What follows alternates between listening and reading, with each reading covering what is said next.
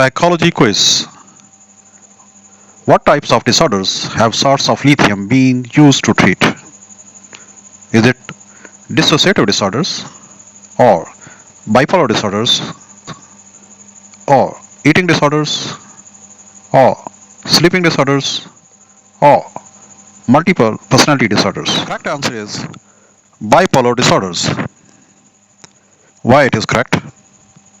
Lithium is the most widely used and studied medications for bipolar disorders. They also have a role in treating depression and mania acutely and long term. Once ingested, lithium becomes prevalent in the central nervous system and can bind to a number of receptors in order to block norepinephrine production. It can also be interact with neurotransmitters in order to cause a release of serotonin.